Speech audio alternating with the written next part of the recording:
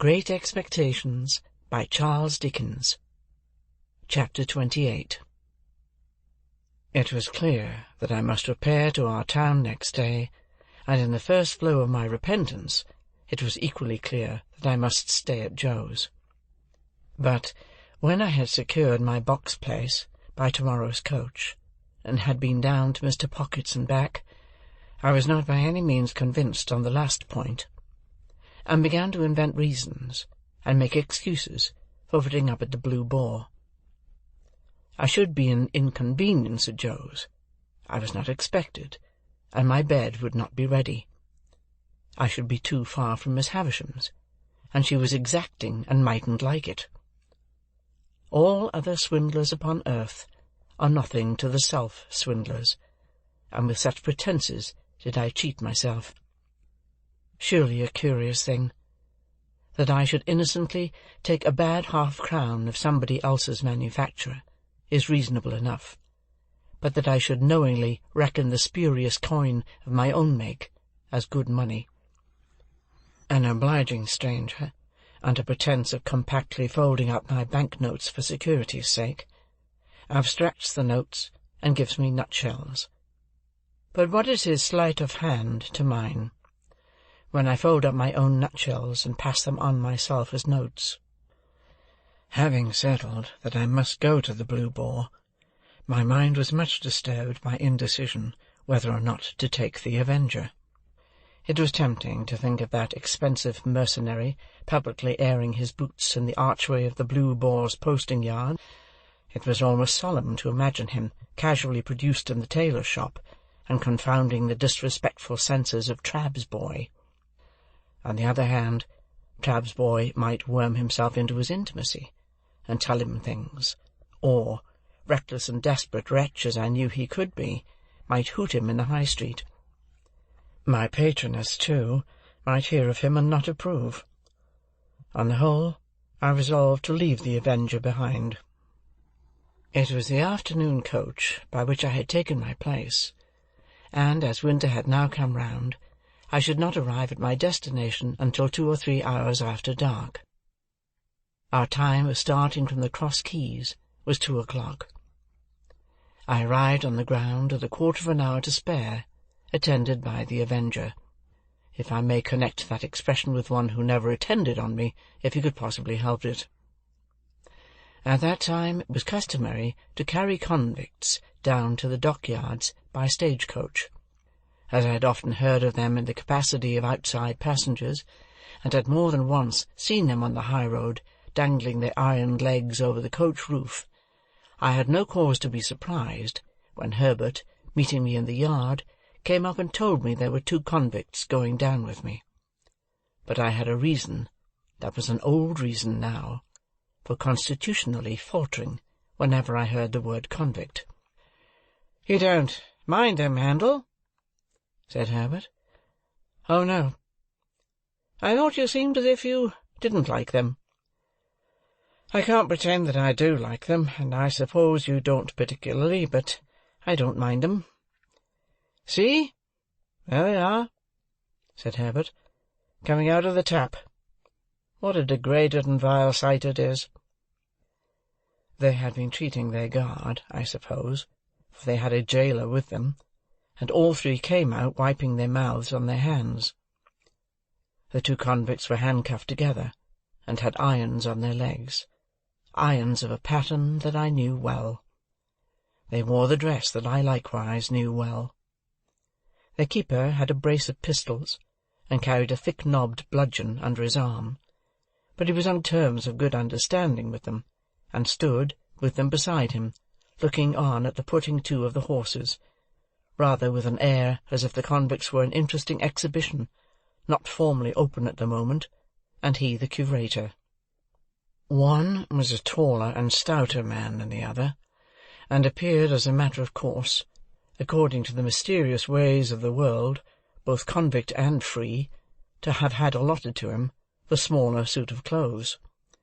His arms and legs were like great pin-cushions of those shapes, and his attire disguised him absurdly, but I knew his half-closed eye at one glance. There stood the man whom I had seen on the settle at the Three Jolly Bargemen on a Saturday night, and who had brought me down with his invisible gun. It was easy to make sure that as yet he knew me no more than if he had never seen me in his life. He looked across at me, and his eye appraised my watch-chain, and then he incidentally spat and said something to the other convict, and they laughed, and slew themselves round the clink of their coupling manacle, and looked at something else. The great numbers on their backs, as if they were street doors, their coarse, mangy, ungainly outer surface, as if they were lower animals, their ironed legs apologetically garlanded with pocket-handkerchiefs, and the way in which all present looked at them, and kept from them, made them, as Herbert had said, a most disagreeable and degraded spectacle. But this was not the worst of it. It came out that the whole of the back of the coach had been taken by a family removing from London, and that there were no places for the two prisoners but on the seat in front behind the coachman. Hereupon a choleric gentleman, who had taken the fourth place on that seat, flew into a most violent passion, and said it was a breach of contract to mix him up with such villainous company, and that it was poisonous and pernicious and infamous and shameful, and I don't know what else. At this time the coach was ready, and the coachman impatient, and we were all preparing to get up, and the prisoners had come over with their keeper, bringing with them that curious flavour of bread poultice, baize, rope yarn, and hearthstone, which attends the convict presence. "Don't take it so much amiss, sir," pleaded the keeper to the angry passenger. "I'll sit next you myself. I'll put them on the outside of the row. They won't interfere with you, sir. You needn't know they're there. And don't blame me," growled the convict I had recognized. "I don't want to go. I'm quite ready to stay behind. As far as I'm concerned, anyone's welcome to my place." "All mine," said the other gruffly. "I wouldn't have incommoded none of you if I'd had my way." Then they both laughed, and began cracking nuts and spitting the shells about, as I really think I should have liked to do myself, if I had been in their place and so despised. At length it was voted that there was no help for the angry gentleman, and that he must either go in his chance company or remain behind. So he got in his place, still making complaints, and the keeper got into the place next him, and the convicts hauled themselves up as well as they could, and the convict I had recognized sat behind me, with his breath on the hair of my head. "Good-bye, Handel," Herbert called out as we started. I thought what a blessed fortune it was that he had found another name for me other than Pip. It is impossible to express with what acuteness I felt the convict's breathing, not only on the back of my head, but all along my spine. The sensation was like being touched in the marrow with some pungent and searching acid. It set my very teeth on edge. He seemed to have more breathing business to do than another man, and to make more noise in doing it, and I was conscious of growing high-shouldered on one side in my shrinking endeavours to fend him off. The weather was miserably raw, and the two cursed the cold. It made us all lethargic before we had gone far, and when we had left the half-way house behind, we habitually dozed and shivered and were silent. I dozed off myself, in considering the question whether I ought to restore a couple of pounds sterling to this creature before losing sight of him, and how it could best be done.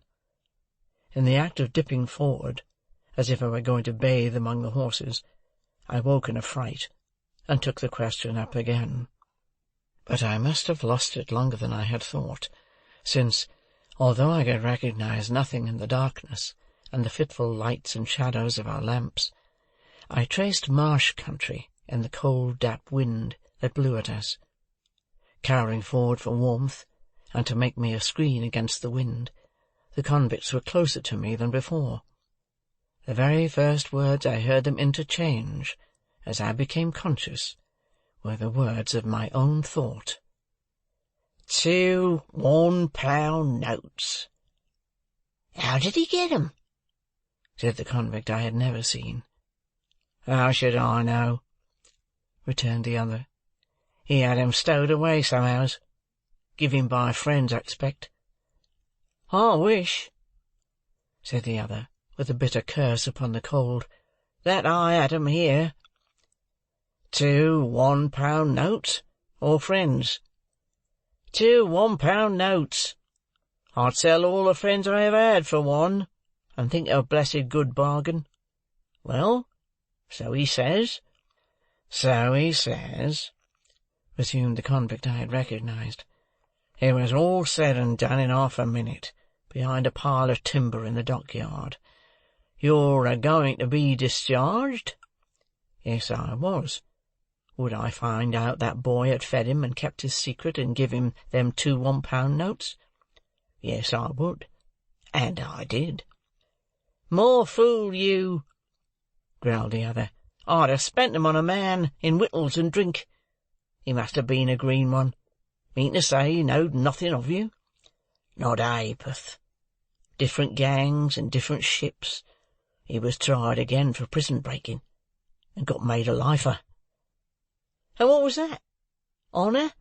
The only time you worked out in this part of the country? The only time. What mightn't have been your opinion of the place? A most beastly place. Mudbank, mist, swamp, and work, swamp, mist, and mudbank. They both execrated the place in very strong language, and gradually growled themselves out, and had nothing left to say. After overhearing this dialogue, I should assuredly have got down and been left in the solitude and darkness of the highway, but for feeling certain that the man had no suspicion of my identity. Indeed, I was not only so changed in the course of nature, but so differently dressed, and so differently circumstanced, that it was not at all likely he could have known me without accidental help. Still, the coincidence of our being together on the coach was sufficiently strange to fill me with the dread that some other coincidence might at any moment connect me, in his hearing, with my name. For this reason, I resolved to alight as soon as we touched the town, and put myself out of his hearing. This device I executed successfully. My little portmanteau was in the boot under my feet. I had but to turn a hinge to get it out. I threw it down before me, got down after it, and was left at the first lamp on the first stones of the town pavement. As to the convicts, they went their way with the coach, and I knew at what point they would be spirited off to the river. In my fancy, I saw the boat, with its convict crew waiting for them at the slime-washed stairs. Again heard the gruff, "Give way, you!" like an order to dogs. Again saw the wicked Noah's Ark lying out on the black water. I could not have said what I was afraid of, for my fear was altogether undefined and vague, but there was great fear upon me. As I walked on to the hotel, I felt that dread, much exceeding the mere apprehension of a painful or disagreeable recognition, made me tremble. I am confident that it took no distinctness of shape, and that it was the revival for a few minutes of the terror of childhood.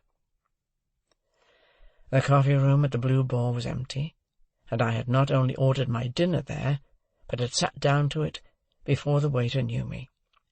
As soon as he had apologized for the remissness of his memory, he asked me if he should send Boots for Mr. Pumblechook. "No," said I, "certainly not." The waiter, it was he who had brought up the great remonstrance from the commercials on the day when I was bound, appeared surprised, and took the earliest opportunity of putting a dirty old copy of a local newspaper so directly in my way that I took it up and read this paragraph. Our readers will learn, not altogether without interest, in reference to the recent romantic rise in fortune of a young artificer in iron of this neighbourhood. What a theme, by the way, for the magic pen of our as yet not universally acknowledged townsman, Tooby, the poet of our columns. That the youth's earliest patron, companion, and friend was a highly respected individual, not entirely unconnected with the corn and seed trade, and whose eminently convenient and commodious business premises are situate within 100 miles of the High Street. It is not wholly irrespective of our personal feelings that we record him as the mentor of our young Telemachus, for it is good to know that our town produced the founder of the latter's fortunes. Does the thought-contracted brow of the local sage, or the lustrous eye of the local beauty, inquire whose fortunes? We believe that Quintin Matsis was the blacksmith of Antwerp. Verb. Sap. I entertain a conviction, based upon large experience, that if in the days of my prosperity I had gone to the North Pole, I should have met somebody there, wandering Eskimo or civilized man, who would have told me that Pumblechook was my earliest patron, and the founder of my fortunes. End of chapter 28.